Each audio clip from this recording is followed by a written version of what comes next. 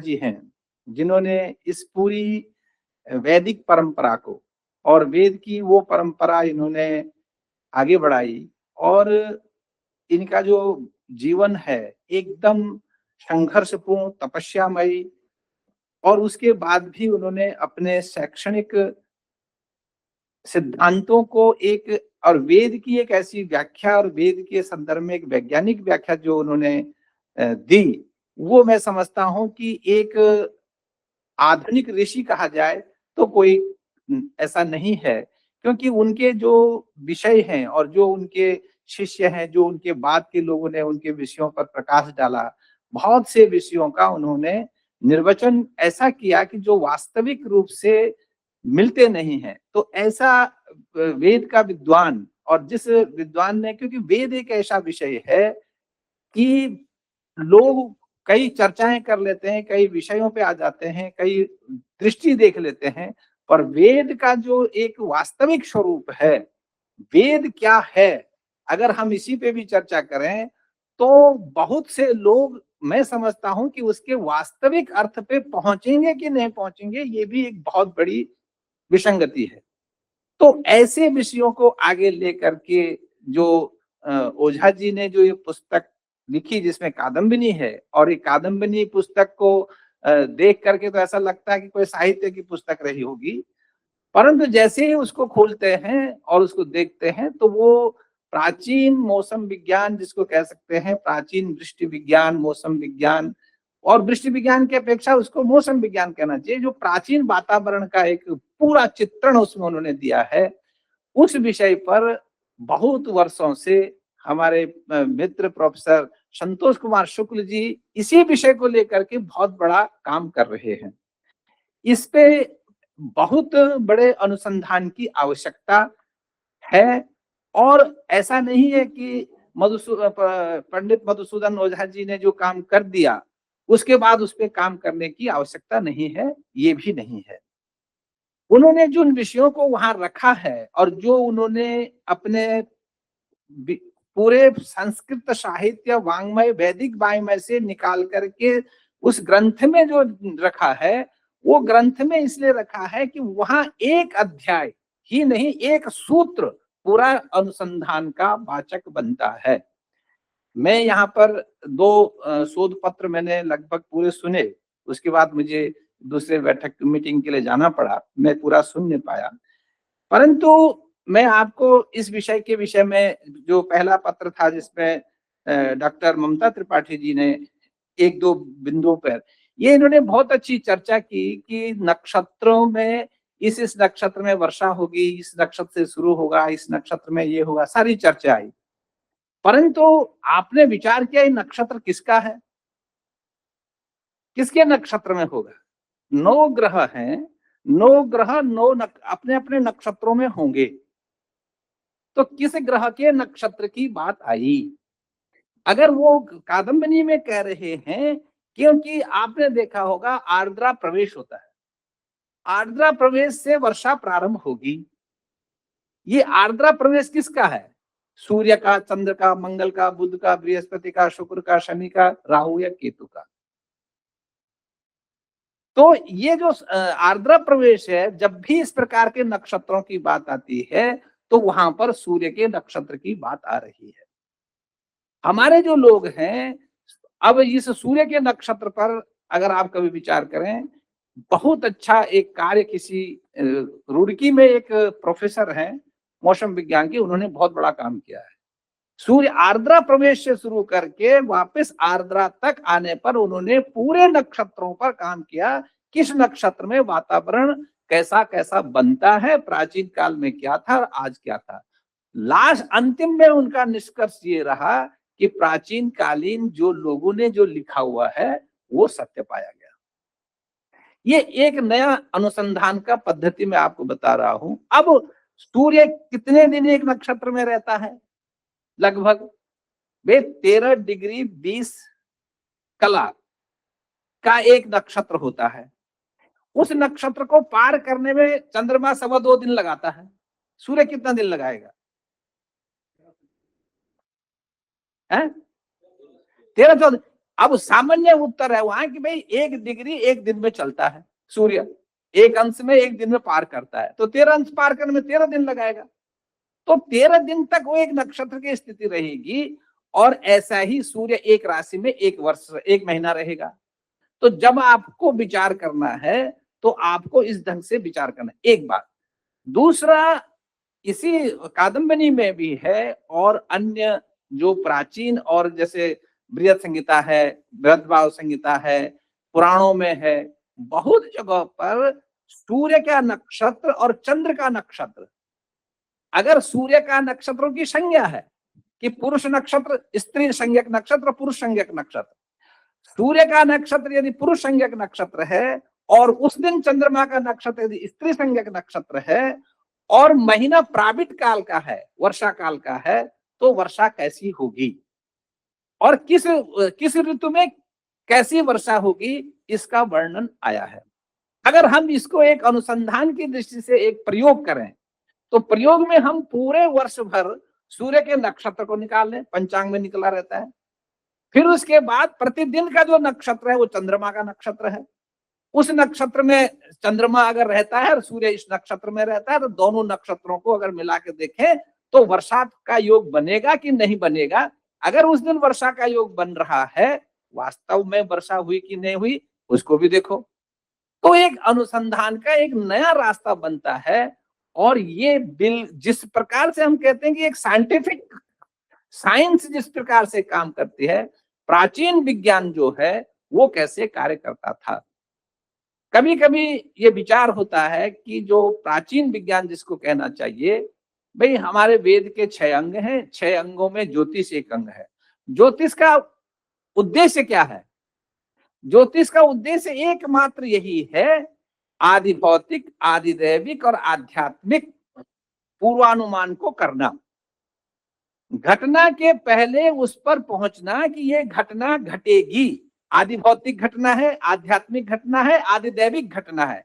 आधुनिक विज्ञान आदि दैविक को और आदि भौतिक, आदि आध्यात्मिक दोनों घटनाओं से परे हो जाता है, वो आदि भौतिक घटनाओं पर है, जिसमें से आदि भौतिक घटनाओं का एक विज्ञान वृष्टि विज्ञान है।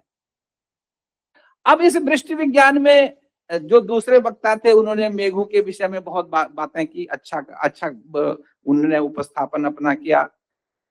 हमारे यहाँ अगर आप दो विचार करें, प्राचीन दृष्टि से भी और अर्वाचीन दृष्टि से भी, प्राचीन और अर्वाचीन दृष्टि में कोई भेद नहीं है। अगर आपको इसको और डिटेल से पढ़ना है किसी को, तो हमारे यहाँ से एक पुस्तक छपी है, प्राच्य प्रतीच्य दृष्टिया वृष्टि विज्ञान अनुशीलनम।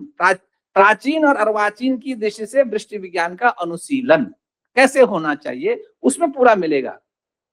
तो मेरा ये कहना है कि अगर हम इस प्रकार की जो प्राचीन विद्या और अर्वाचीन विद्याओं को लेकर के यदि चलते हैं तो हमारा जो प्राचीन ज्ञान है वो बहुत ही सारगर्भित है।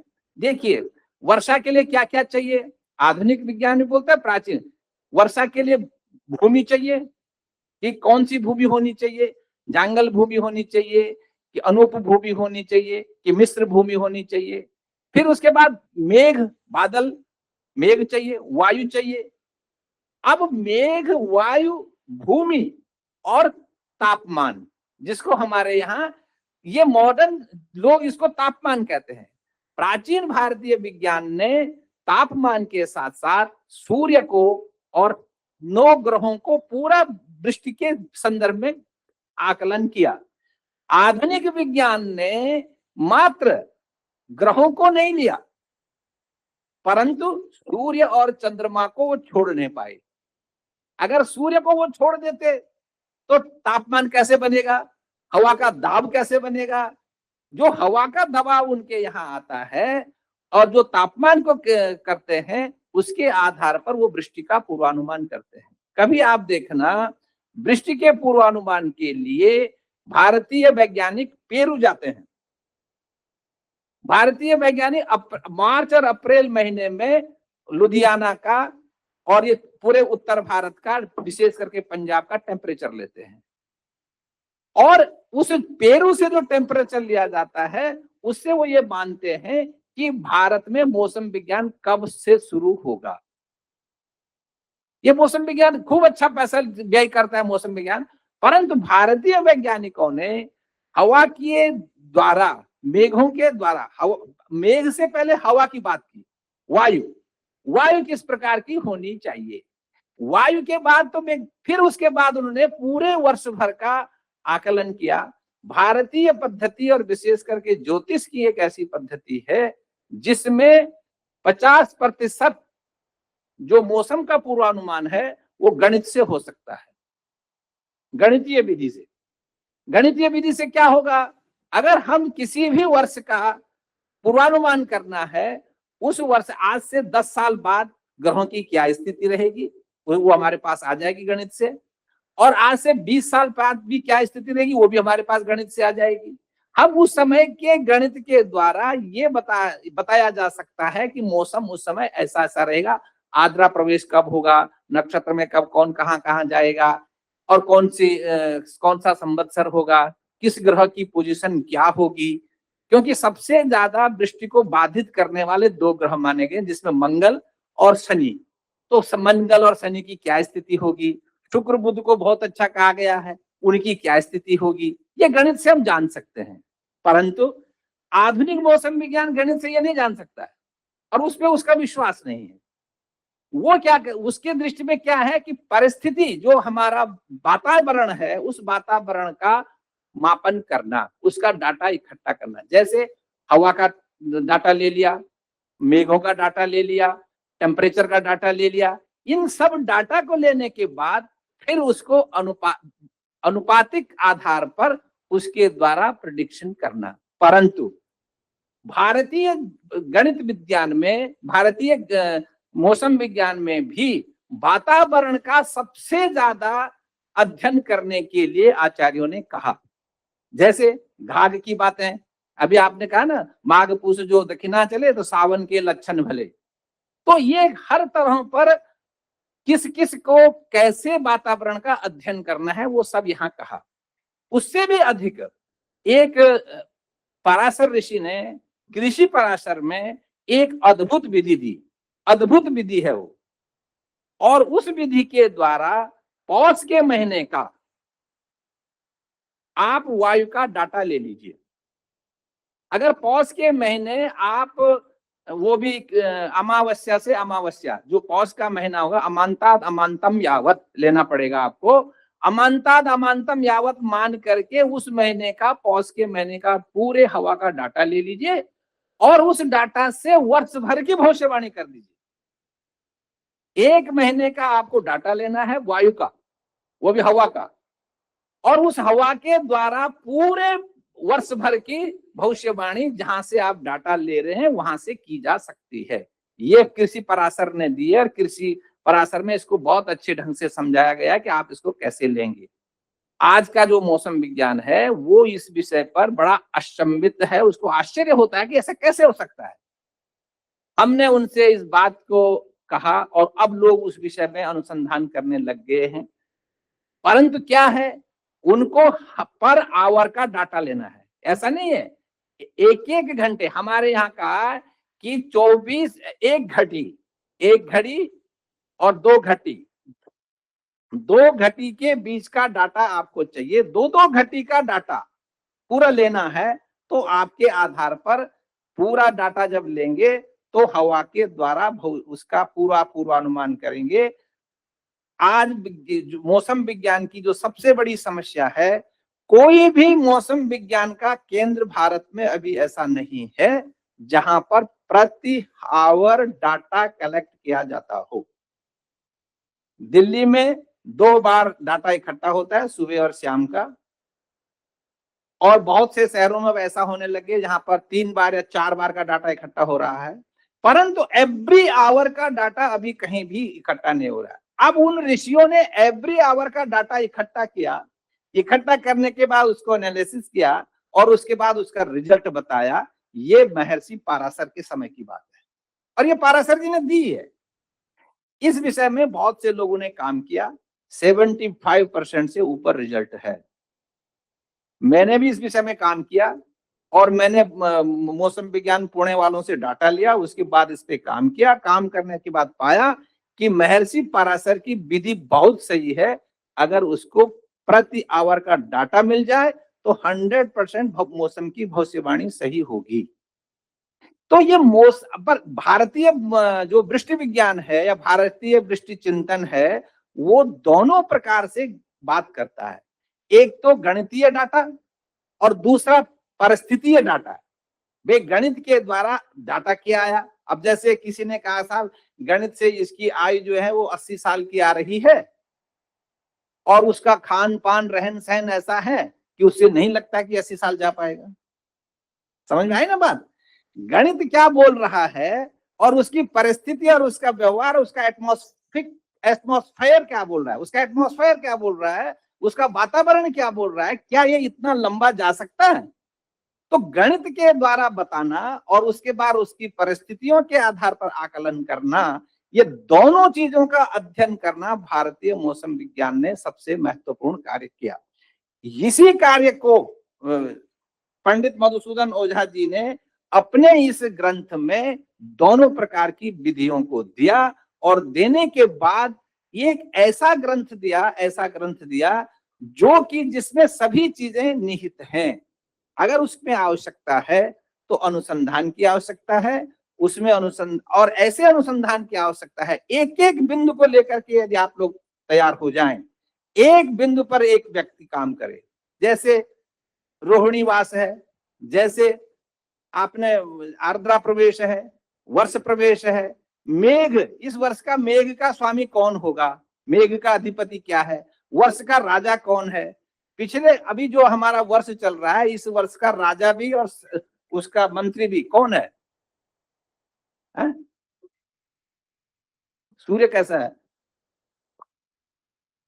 दोनों राजा और मंत्री दोनों एक ही ग्रह है।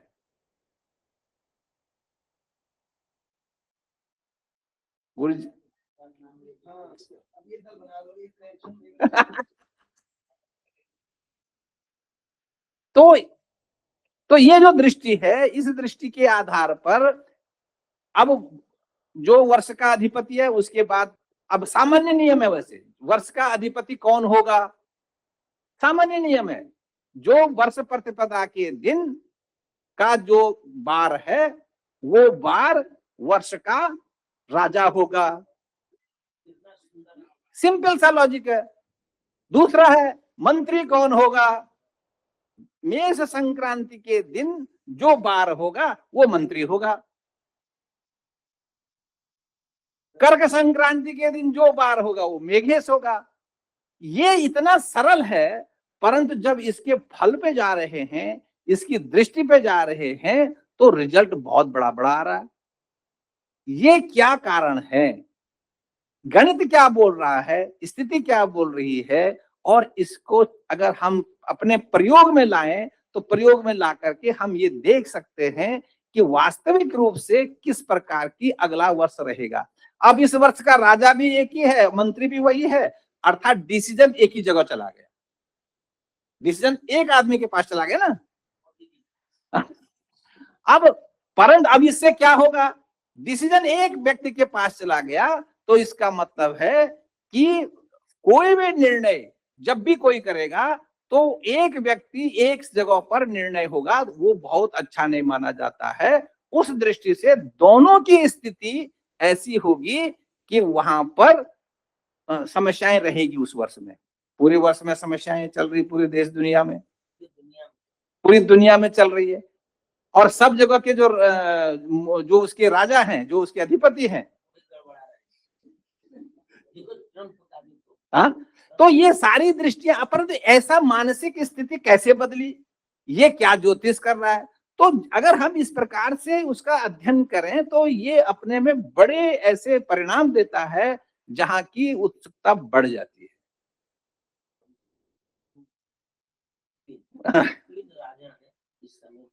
हाँ, तो ये अब वो एक ही निर्णय, मैंने दोनों का, इसलिए अधिकांश अच्छा क्या माना जाता है, इसलिए पूरी शासन व्यवस्था में अच्छा लोकतंत्र माना गया। क्यों माना गया, क्योंकि वहां पर सारे निर्णय अलग अलग लोगों के पास है, और जब अलग अलग निर्णय कोई करेगा तो कम से कम एक साथ क्राइसिस नहीं आएगा। अलग अलग जगहों पर जब निर्णय जाएगा तो ये वैदिक पद्धति भी है कि भाई कोई भी निर्णय, कोई भी चीज अलग अलग हो और फिर उसमें विचार विमर्श हो, निर्णय हो, तो एक अच्छा पक्ष आएगा। तो ये जो ग्रहों की परिषद है, ग्रहों के विषय में ये गणितीय व्यवस्था है और फिर उसके बाद उसकी जो वातावरणीय व्यवस्था है, दोनों को समझना, उसके बाद कार्य करना, ये भारतीय ज्योतिष का या भारतीय विधाओं का या भारतीय अध्ययन का अपने में बहुत महत्वपूर्ण योगदान है। ये जरूर है कि वैदिक कालीन जो जब हम वेद काल में रहे होंगे तो उस समय वैज्ञानिक विषयों का चिंतन करने का अधिकार किसका था या किसको दिया गया? ऑलमोस्ट इसीलिए जो ज्योतिष को एक अधिकार दिया कि तुमको सिर्फ इष्ट और अनिष्ट का विचार करना है और कैसे होगा, कहां होगा, क्या है, वो आपका विचार है। भाई अंतरिक्ष में अनिष्ट हो रहा है, अब अंतरिक्ष के अनिष्ट की बात आई, उन्होंने कहा 2 तारे एक जगह पे आ रहे हैं, ध्रुव तारा की स्थिति क्या है, या फिर पुच्छल तारा आ गया, जो तो सभी दृश्यों से विचार करने का अभिप्राय ये है। इसीलिए इसको वैदिक कालीन साइंस ऑफ फैकल्टी जिसको हम आज कहते हैं, उसी प्रकार का वहां पर ये विषय था। अलग अलग विषय को हमारे यहाँ एक जगह नहीं कहा गया था, और जब एक जगह विषय आते हैं तो निर्णय खराब हो जाते हैं।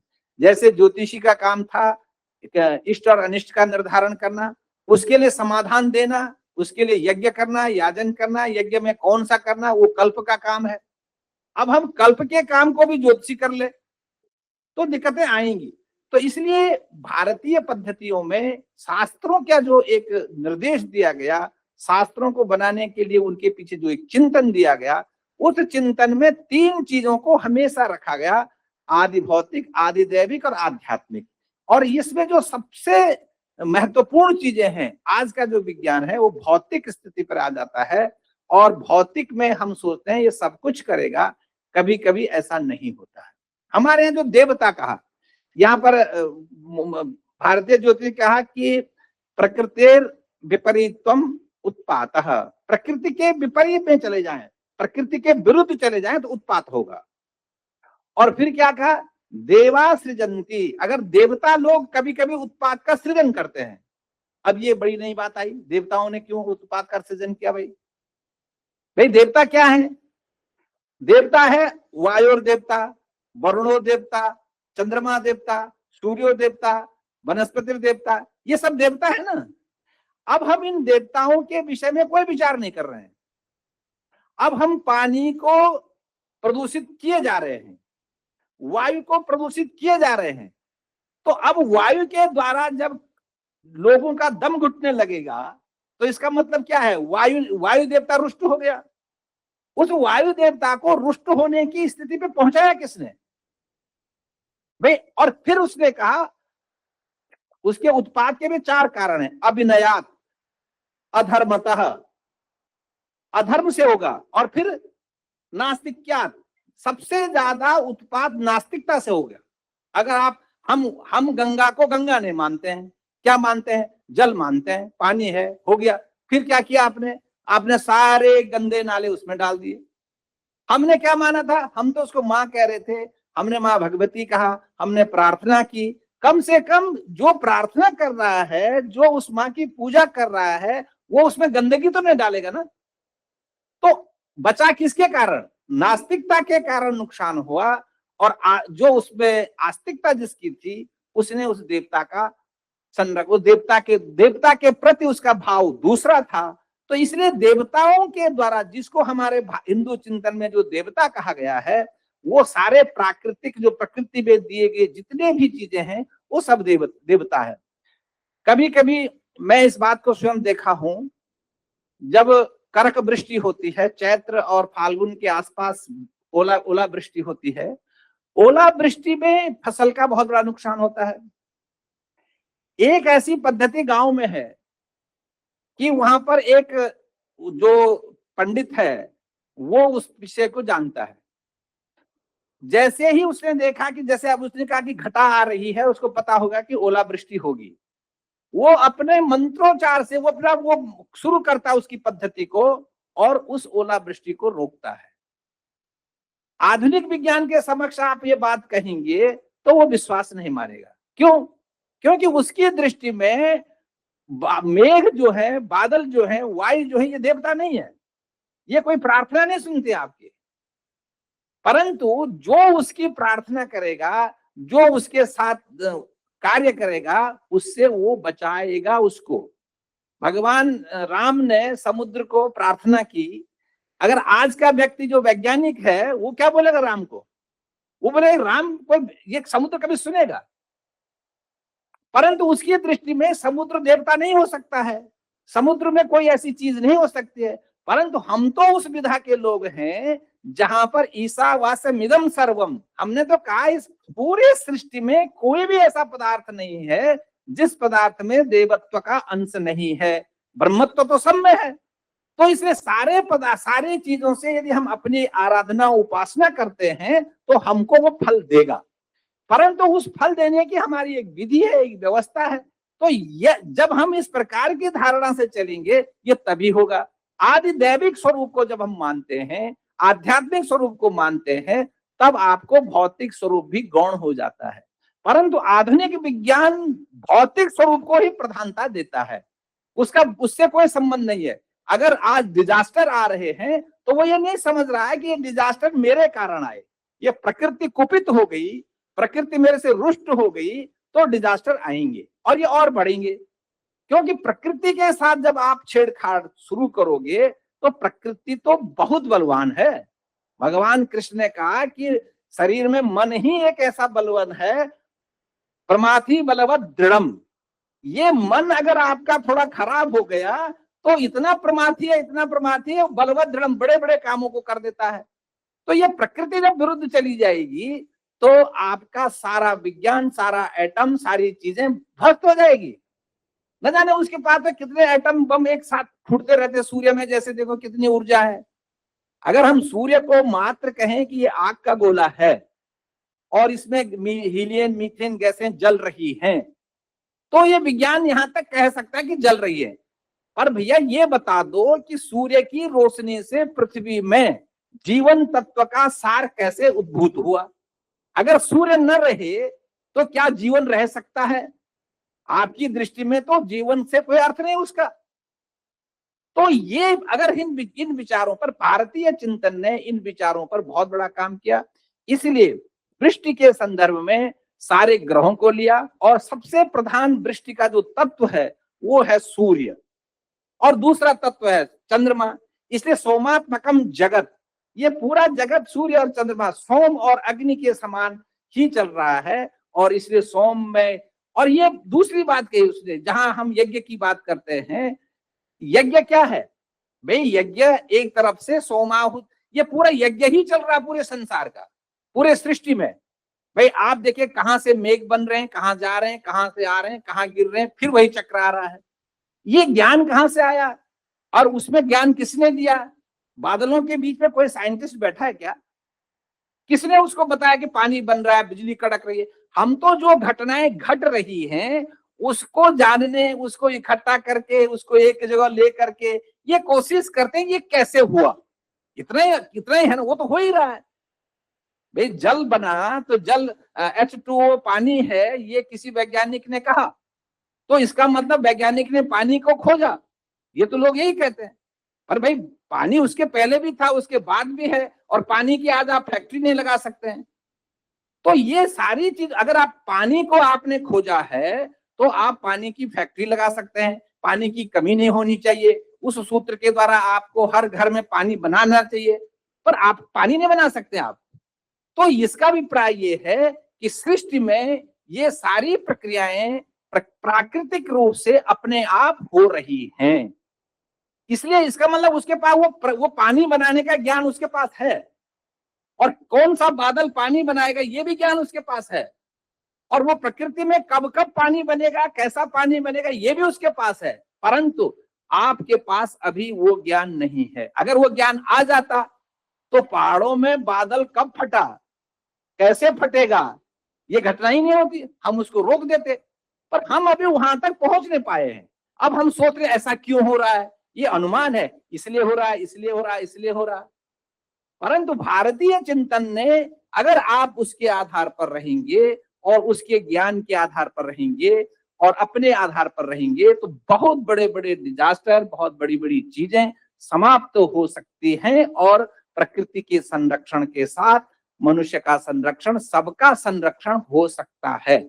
उसके लिए एक ही बात है कि हमको अपने प्राचीन शास्त्रों पे, हमको अपने प्राचीन ज्ञान पे, हमको अपनी प्राचीन व्यवस्था पे लौटना होगा। अगर हम नहीं लौटेंगे और इसी अंधाधुंध में चलते जाएंगे तो विनाश निश्चित है। उससे बचने वाले कोई चीज अब है नहीं। अब किसी भी दृष्टि में चले जाएं, सभी जगह यही है। तो जो हमारे पंडित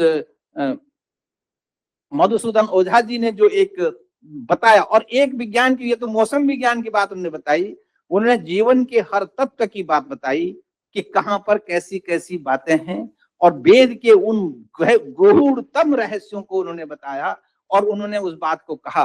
और आप देखिए उनके चिंतन को, कभी कभी आपको लगेगा कि ये अद्भुत चिंतन कहां से इन्होंने किया। कभी आप सब संस्कृत के विद्यार्थी इसमें ज्यादातर होंगे, सबने संस्कृत पढ़ी, मंत्र भी पढ़ रहे हैं आप ये बताइए भूर्भुवः स्वः क्यों बोलते हैं? भू पृथ्वी लोक, स्व और भुव, भूर्भुवः स्वः, 3 लोक हैं। हो गया, 3 लोक के आगे नहीं गए आप, क्यों नहीं जा रहे हैं? भूर्भुवः स्वः महजन तप सत्यम, 7 लोक हैं। आप 3 ही लोक में क्यों घूम रहे हैं? 3 लोक के बाद नहीं जा रहे हैं। और हर मंत्र के आगे भूर्भुवः स्वः, ओम भू ओम भुव ओम स्वः।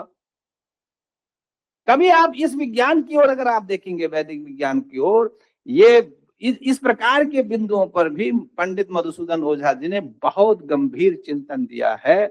भू का अर्थ पृथ्वी, स्व का और स्व का अर्थ सूर्य, इसे स्व को स्व सूर्य को कहा गया है और उसको सूर्य लोक भी कहा गया है। और स्व का अर्थ जब सूर्य हुआ तो भूर्भुव, भुव का मतलब क्या? सूर्य और पृथ्वी के बीच का रास्ता, अंतरिक्ष। तो भूर्भुव स्व, हमको तो आवश्यकता सूर्य की है, उसके सूर्य के बाद की हमको जरूरत नहीं है। जैसे एक बच्चे को अपने पिता और अपने दादा, ज्यादा से ज्यादा पिता और दादा की जरूरत है उसको। अगर उसके पास उसका पिता ना हो तो वो बच्चे की क्या स्थिति होगी? तो इसलिए हमारा जीवन बना रहे, भू हम पृथ्वी में रहने वाले लोग हैं और स्व से हमको पूरा चिंतन चाहिए। तो भूर्भुवः स्वः, अर्थात हमारी यात्रा यहां तक है। भूर्भुवः स्वः, सूर्य यदि हमारे लिए है, रोशनी दे रहा है, ऊर्जा दे रहा है। आजकल देखो यहाँ प्रकाश कुछ कम पड़ने लगा तो सब ठिठुरने लग गए, और इसे और कम पड़ जाए तो और समस्या हो जाएगी। तो ये जो स्थिति है स्व लोक की, इसलिए स्व को हमेशा ध्यान में रखना है। स्व से मिलने वाली जो ऊर्जा है, स्व से मिलने वाला जो सत्व है, स्व से मिलने वाला जो जीवन है, स्व से मिलने वाला जो दर्शन है, वो हमको चाहिए। पर विज्ञान की दृष्टि में तो आग का गोला है, खत्म, और तारा है। जैसे बच्चे ने स्टार स्टार कहा ना, मैं सोचा सूर्य को स्टार कह रहा क्या? तो सूर्य हमारे, अगर आधुनिक विज्ञान की दृष्टि से देखें, सूर्य तारा है, सूर्य एकदम तारा है। उस तारे का क्या अर्थ है वो उसके विषय में अलग जानते। और चंद्रमा उपग्रह है। इस दृष्टि से भी अगर आपको विचार करना है तो हमारी दृष्टि और प्राचीन दृष्टि में बहुत बड़ा अंतर है। भारतीय दृष्टि जीवन को आगे ले जाने वाली है। भारतीय दृष्टि में ऐसा सृजन जिसमें विनाश निश्चित हो वो कभी स्वीकार नहीं है। भारतीय दृष्टि में वो सृजन होना चाहिए जो स्थायी है, जो सार्वकालिक है, जिससे कभी भी कोई चिंतित दिक्कत नहीं आएगी। वो सृजन हमने स्वीकार किया। तो इतना कह करके यहाँ पर आप लोगों ने बहुत अच्छे व्याख्यान दिए। 2 व्याख्यान मैंने सुने, बहुत अच्छे रहे। परंतु यहाँ पर जो हमारे प्रोफेसर शुक्ला जी के द्वारा ये जो आयोजन किया गया है, ये बहुत अच्छा आयोजन ये प्रतिवर्ष करते हैं। अगले वर्ष आप लोग एक नए नए टॉपिक पे प्रयोग के सहित कुछ लेके आइए, तो एक नई दृष्टि भी आएगी और नई चीजें भी आएगी। और वेदों को, विषय को, विज्ञान को समझने के लिए सबको पढ़िए और आधार अपना बनाइए। पढ़ना सबको है, परंतु आधार अपना रहेगा तो हम निश्चित विजय होंगे। और हमारा वो काल भी आएगा जो हमको, आज देखो पर्जन्य से लोग वर्षा करते हैं। दक्षिण में एक केतन काले जी हैं। केतन काले जी हवन करने के साथ-साथ जहाँ वो यज्ञ करते हैं और वहाँ यज्ञ की बरसात नहीं हो रही, यज्ञ क्या बरसात हो जाती है। वेद मूर्ति केतन काले जी, और वो भी मॉडर्न साइंटिस्ट उनके साथ बैठे और उन्होंने यज्ञ क्या देखा। तो ये चीजें हैं, इन चीजों पर आपको भी विचार करना चाहिए। इसीलिए जैसे हमारे आचार्य जी हैं, हमने यहाँ पर वेद का इष्टयाग होता है, बहुत अच्छी परंपरा एक शुरू हुई है। तो ऐसी चीजें हम प्रयोग के रूप में देखें जिसका फल हमको सही मिलता है। परंतु विधि क्या होगी, ये दो चीजें गड़बड़ हो रही है। गड़बड़ क्या हो रही है, हमको रिजल्ट तो वेद का चाहिए। रिजल्ट माने फल हमको वेद के द्वारा किए गए यज्ञ का फल तो चाहिए, परंतु हम अपने में बदलाव नहीं करेंगे। हम सूटेड बूटेड और सारी परिस्थितियां हमारी रहेंगी और फल हमको वेद का चाहिए, ये थोड़ा संभव नहीं हो पाएगा। हमको उसी प्रक्रिया के तहत, उसी परंपरा के तहत पहले हमको दीक्षित होना होगा। अब अगर हम उस प्रक्रिया में दीक्षित नहीं होंगे तो हम उस रिजल्ट तक भी नहीं पहुंच पाएंगे, ये पक्का है।